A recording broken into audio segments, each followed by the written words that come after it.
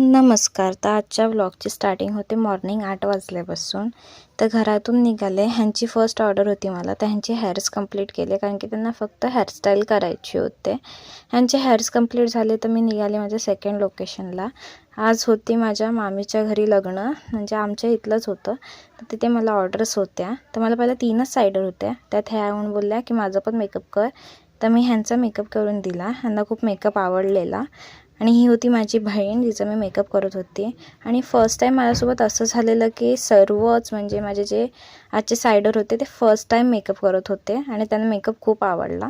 तर ही माझी बहीण आहे. तिच्या एक्सप्रेशनवरून तुम्हाला समजत असेल तिला किती मेकअप आवडला. आणि मी तिला हेअरस्टाईलमध्ये तिला लाँग हेअर्स दिले, म्हणजे एक्सटेन्शन लावले कारण की तिला लांब केस पाहिजे होती. आणि ही आहे माझी मामी, जिने मला ऑर्डर दिलेली. तिने पण फर्स्ट टाईम मेकअप केलेला आणि तिला पण मेकअप खूप आवडला. आणि मेकअप झाल्याच्या नंतर मामीची हेअरस्टाईल वगैरे करून घेतली. मामीला हेअरस्टाईल पण खूप आवडली होती. आणि ही मामीची बहीण होती. त्यांनी पण फर्स्ट टाईमच मेकअप केलेला आणि त्यांना पण मेकअप खूप आवडला.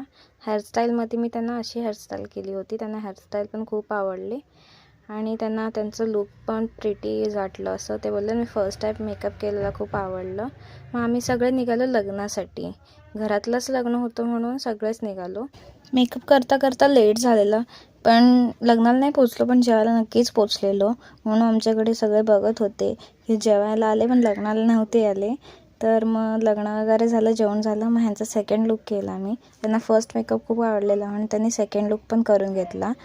आणि मग तिकडून सगळं झालं माझं. ह्यांचा लास्ट मेकअप केला आणि मग घरी निघाले. रिक्षात बसले तर बघितलं की हात खूप घाण झालेत आणि तसेच हात घाण घेऊन मी निघाले घरी.